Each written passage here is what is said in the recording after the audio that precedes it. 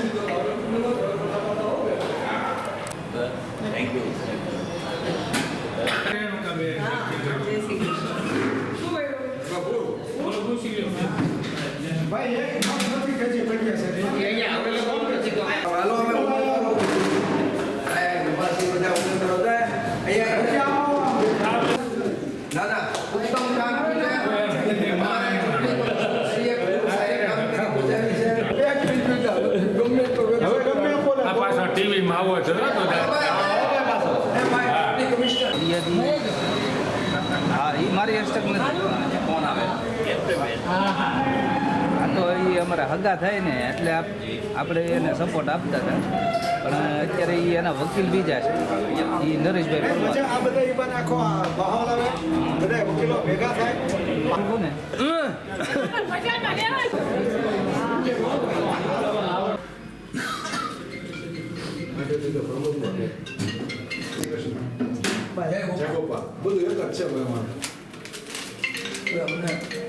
કમલેશભાઈ, મનીષભાઈ, નેહલબેન, શરદભાઈ, મનીષભાઈ, ફરીદાબેન, મનીષભાઈ,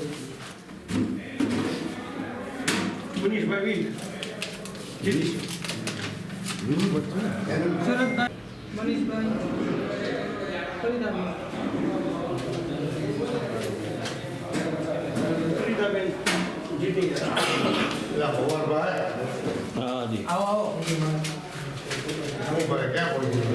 શરદભાઈ, મનીષભાઈ,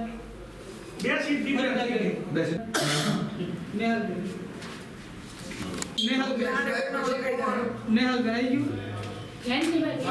આટલા બધા મત કેમ પડ્યા છે? 5 છે. નીકળી ગયા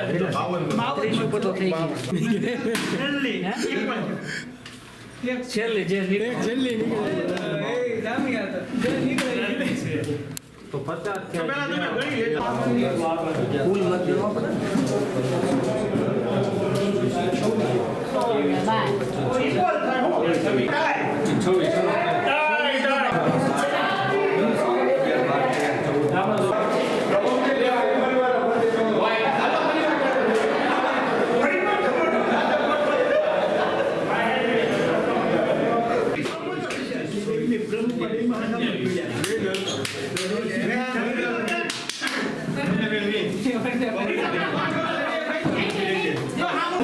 જેપી ગોહિલ ને 37 મત અને જાનકીભાઈ ચૌહાણ ને 15 મત, બરોબર.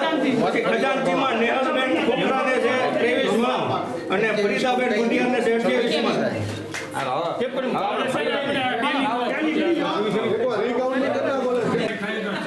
હું કહું છું ને મારું નામ દેવું તારે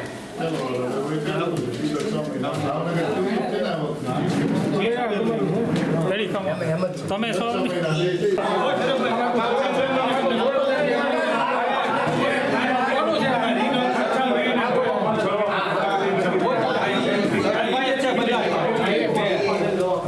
સવિત છે ભાઈ મોટા, પછી નિર્ણય કરીને અમને કહેલો.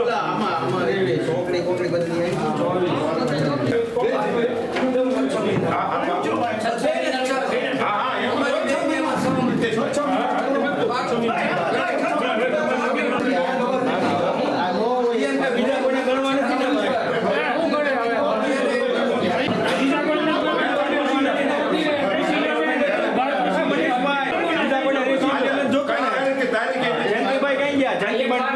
જયંતિબેન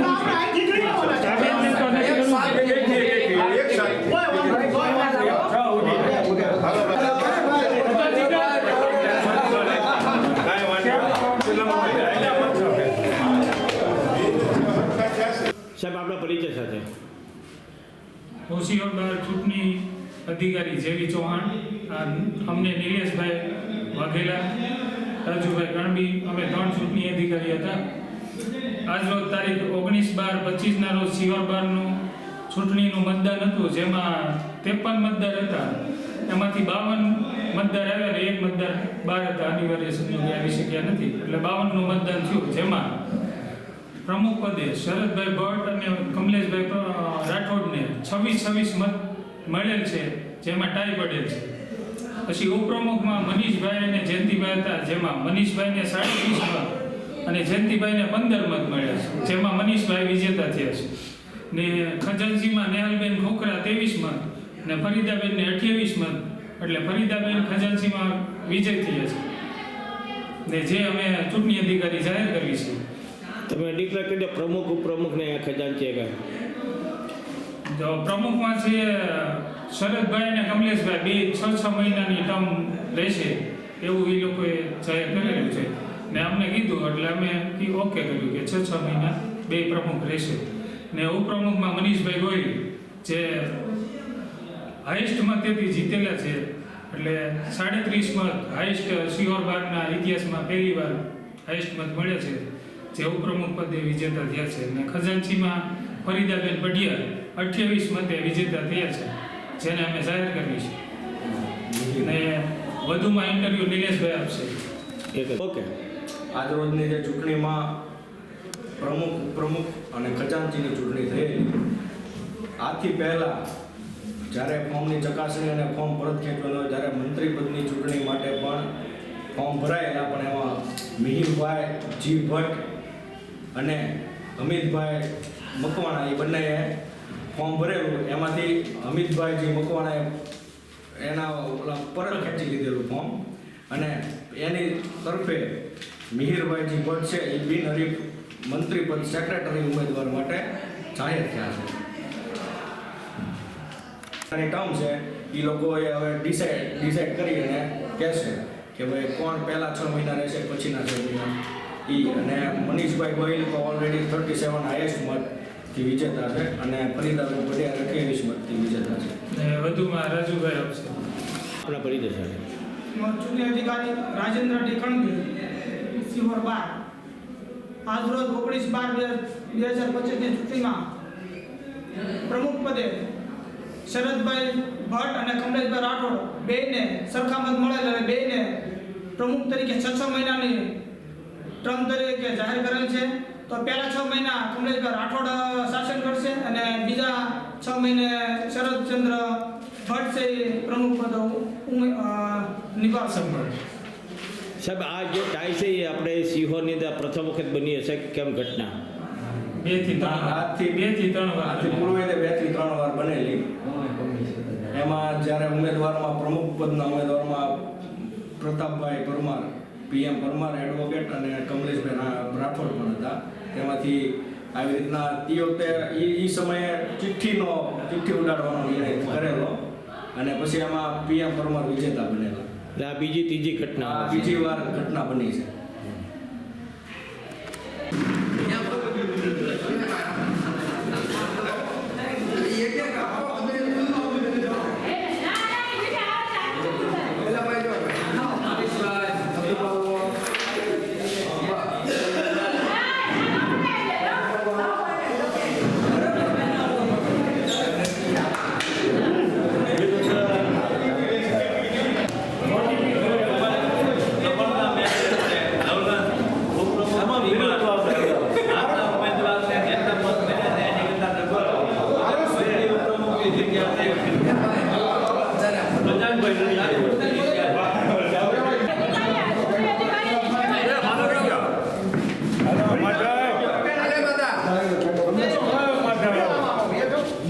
આનંદ કરો. કોંગ્રેચ્યુલેશન. ગિરીશ તારે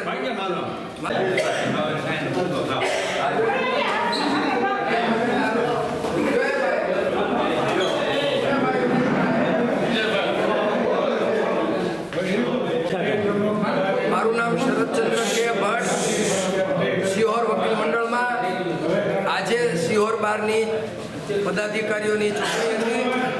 એમાં તમામ પદ માટે ખૂબ સરસ મજાના વાતાવરણમાં ચૂંટણી યોજાઈ હતી. પ્રમુખ તરીકે કમલેશભાઈ રાઠોડ અને મારી સંયુક્ત વરણી એક સરખા મતથી થઈ હતી. આવતા વર્ષે 6 મહિના માટે અમે બંને સિહોર બારનું તરીકે પ્રતિનિધિત્વ કરશું. મનીષભાઈ ગોહિલ ઉપપ્રમુખ તરીકે જંગી બહુમતીથી ચૂંટાઈ આવ્યા છે. ફરીદાબેન પઢિયાર એક ખજાનચી તરીકે ચૂંટાઈ આવ્યા છે. શ્રી મિહિરભાઈ ભટ્ટ બિનહરીફ સેક્રેટરી તરીકે ચૂંટાઈ આવ્યા છે. તમામ પદાધિકારીઓ સિહોર વકીલ મંડળના વિકાસ માટે આખું વર્ષ કાર્યરત રહેશે. ધન્યવાદ. ઓકે. 12 તહસીલ આદેશ અનુસાર આજરોજ ચૂંટણી યોજવામાં આવી જેમાં ટોટલી લગભગ 12 વકીલોનું મતદાન થયેલું. તેમાંથી પ્રમુખ પદમાં મારી એટલે કમલેશ રાઠોડ અને શરદભાઈ વચ્ચે ટાઈ થતા બંનેને 26 મત મળતા બંનેને ટાઈ વિજેતા જાહેર કરવામાં આવે છે અને બંને 6 મહિના માટે પોતાનું પદ ભોગવશે. ઉપપ્રમુખ માટે મનીષભાઈ ગોહિલને 37 મત મળતા તેઓ જંગી બહુમતીથી જીતે વિજેતા જાહેર થયેલ છે. મંત્રી તરીકે મિહિરભાઈ ભટ્ટ બિનહરીફ જાહેર થયેલ છે. જ્યારે ખજાનચી તરીકે ફરીદાબેન પઢિયાર વિજેતા જાહેર થયેલ છે. આમ સિહોર વકીલ મંડળની ચૂંટણી સંપૂર્ણ શાંતિથી કોઈ વિવાદ વગર આજ પૂર્ણ થયેલ છે અને હવે વકીલ મંડળના વિકાસના કાર્યો માટે બધા તન મન ધનથી કામ કરે એવી બધાને શુભકામના. ભારત માતા કી જય.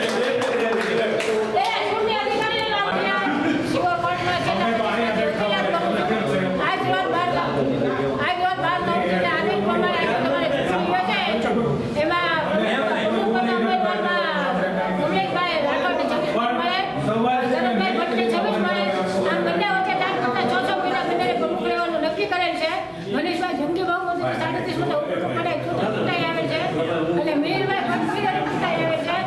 ફરીદાબેન પઢિયાર અને નેહલબેન વચ્ચે નેહલબેનને 23 મત મળે છે. ફરીદાબેન પઢિયાર ખજાનચી તરીકે જાહેર થયેલ છે. આમ આ કામગીરીમાં બધા વકીલોનો સાથ સહકાર મળ્યો સર્વે વકીલ મંડળનો આભાર માનું.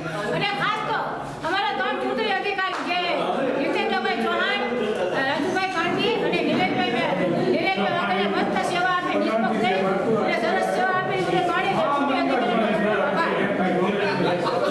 સિહોર વકીલ મંડળમાં ઉપપ્રમુખ તરીકે સિહોર વકીલ મંડળની ચૂંટણીમાં મારું સૂત્ર સમરસતાનું હતું. એના સાથે નો રિપીટની થિયરી સાથે મેં મારો વિચાર સિહોર બારમાં મૂકેલો. એના અનુસંધાને સિહોર બારે મને ખોબલે મત આપીને વિક્રમી બહુમતીથી મતોથી મને ચૂંટાવીને આ બારમાં ઉપપ્રમુખ તરીકે ચૂંટ્યો છે. ત્યારે હું સિહોર વકીલ મંડળના હિત માટે સંપૂર્ણપણે યોગદાન આપીશ. જ્યાં જરૂર પડે ત્યાં વકીલો સાથે રહીને કામગીરી કરવાની ખાતરી આપું છું. વકીલ એકતા જિંદાબાદ. વકીલ એકતા જિંદાબાદ. વકીલ એકતા જિંદાબાદ.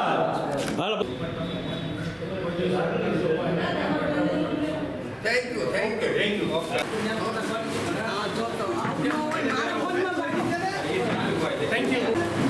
હાલો વેરી ગુડ.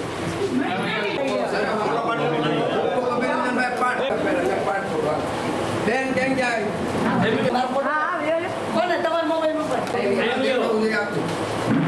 આ ફોટો છે ને બધા છાપા થઈ દેવું હા લે ભાઈ લે જિંદાબાદ.